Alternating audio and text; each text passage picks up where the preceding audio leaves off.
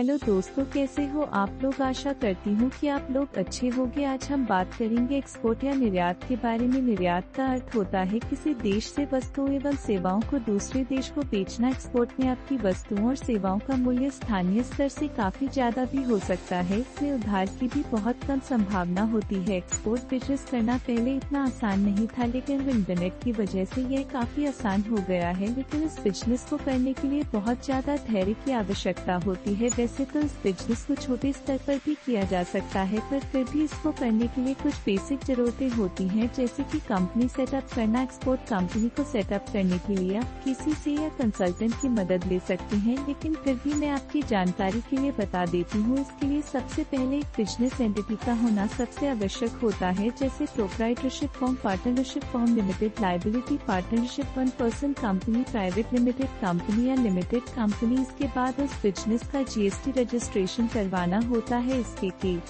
बाद किसी अच्छे बैंक में उसका करंट अकाउंट खुलवाना होता है। अगर आपके पास पहले से कोई भी रजिस्टर्ड बिजनेस एंटिटी है जिसका जीएसटी रजिस्ट्रेशन है और उसका करंट अकाउंट पहले से ही खुला हुआ है, तो आपको यह प्रोसेस करने की आवश्यकता नहीं है। इसके बाद एक्सपोर्ट से रिलेटेड लाइसेंस की शुरुआत होती है, जिसमें सबसे पहले आता है इम्पोर्ट एक्सपोर्ट कोड आईसीस की गवर्नमेंट फीस 500 रुपीज होती है और यह एप्लीकेशन करने के बाद तुरंत ही आ जाता है। इसे बीजीएफटी द्वारा जारी किया जाता है। ये एक्सपोर्ट का सबसे महत्वपूर्ण और सबसे आवश्यक लाइसेंस होता है। इसके बाद दूसरा महत्वपूर्ण लाइसेंस होता है आरसीएमसी रजिस्ट्रेशन कम मेंबरशिप सर्टिफिकेट। इसे एक्सपोर्ट प्रमोशन काउंसिल द्वारा जारी किया जाता है। हर प्रोडक्ट कैटेगरी के हिसाब से अलग अलग export promotion council, commodity board, development board बने हुए हैं, जिनकी अलग अलग मेंबरशिप फीस भी होती है। इसके अलावा एक apex body federation of Indian export organization भी है। कुल 36 export promotion council, commodity board और डेवलपमेंट बोर्ड हैं, जिनके द्वारा आरसीएमसी सर्टिफिकेट जारी किया जाता है। जैसे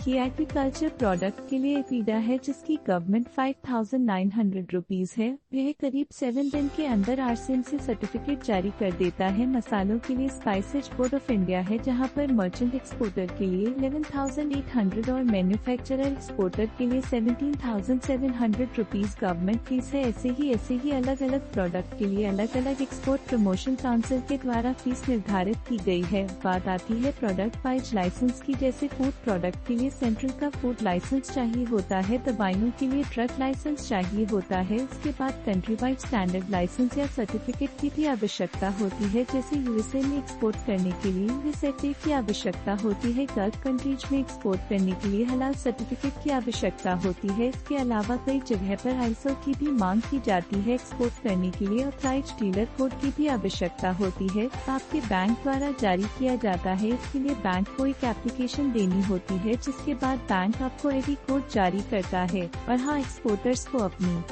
सेफ्टी के लिए ईसीजीसी में रजिस्ट्रेशन करवाना चाहिए। ईसीजीसी यानी एक्सपोर्ट क्रेडिट गारंटी कॉर्पोरेशन, यह एक प्रकार की इंश्योरेंस कंपनी है जो एक्सपोर्टर को उनकी गुड्स और कंसाइनमेंट का रिस्क कवर देती है। अगर आपके द्वारा ऑर्गेनिक प्रोडक्ट का एक्सपोर्ट किया जा रहा है तो उसके लिए एनपीओपी रजिस्ट्रेशन होना आवश्यक होता है। एनपीओपी यानी national programme for organic production. और अगर आप अपने प्रोडक्ट की ब्रांडिंग करके एक्सपोर्ट करना चाहते हैं तो आपको पहले अपने प्रोडक्ट का ट्रेडमार्क करवाना चाहिए। तो बात हुई लीगल डॉक्यूमेंट की, अब बारी आती है सबसे महत्वपूर्ण बात की, यानी प्रोडक्ट या सर्विस। हम जिस प्रोडक्ट या सर्विस का एक्सपोर्ट करने जा रहे हैं उस पर हमारी बहुत अच्छी पकड़ होनी चाहिए। वैसे तो एक्सपोर्ट बहुत फायदे वाला बिजनेस है, लेकिन यहाँ पर कंपटीशन भी उतना ही है। अगर आपके प्रोडक्ट और सर्विस पर आपकी पकड़ बहुत अच्छी है तो आप अपना प्रोडक्ट या सर्विस की अच्छी क्वालिटी अच्छे दामों पर उपलब्ध करवा पाएंगे। आपको अपने प्रोडक्ट की वैरायटी का अच्छा नॉलेज होना चाहिए, जिससे कि आप अपने क्रेता को उसके बारे में अच्छे से बता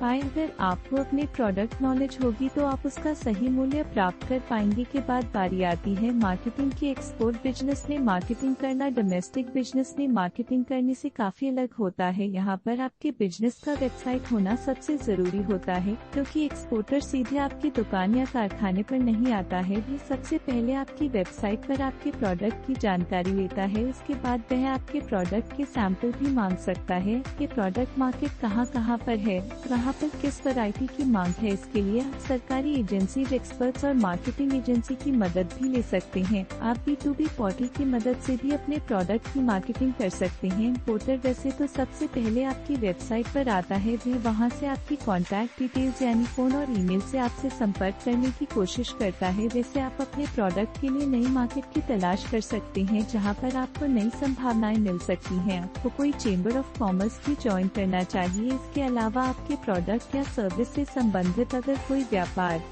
संघ हो तो उसकी मेंबरशिप भी लेनी चाहिए। अब बारी आती है ऑर्डर प्रोसेसिंग की। जब इम्पोर्टर आपको ऑर्डर दे देता है तो आपको उससे यह तय करना होता है कि वह आपको भुगतान कैसे करेगा और आप उसको गुड्स या सर्विस की डिलीवरी कैसे करोगे। एक्सपोर्ट बिजनेस में भुगतान कई तरीकों से होता है, इसमें से सबसे महत्वपूर्ण एडवांस या लेटर ऑफ क्रेडिट होता है। एडवांस अपने नाम से ही समझ में आ जाता है, इसमें एडवांस में भुगतान करना होता है। लेटर ऑफ क्रेडिट इसमें गुड्स जब इम्पोर्टर के कस्टम पर पहुँच जाता है तो उसका कंफर्मेशन मिलते ही उसके बैंक के द्वारा आपके बैंक को पेमेंट दे दिया जाता है। अब बारी आती है डिलीवरी करने की। एक्सपोर्ट बिजनेस में डिलीवरी कई तरह से की जाती है, जैसे FOB और CIF। FOB में गुड्स को अपने पोर्ट पहुंच जाना होता है और CIF का मतलब होता है कास्ट इंश्योरेंस रेट। इसमें गुड्स को इम्पोर्टर के पोर्ट पर पहुंच जाना होता है, उसी के हिसाब से प्रोडक्ट का मूल्य निर्धारित किया जाता है। आप अपने प्रोडक्ट की बिलिंग करके, पैकिंग लिस्ट तैयार करके और सर्टिफिकेट ऑफ ओरिजिन तैयार करके अपने कस्टम हाउस एजेंट को दे देते हो। वह आपकी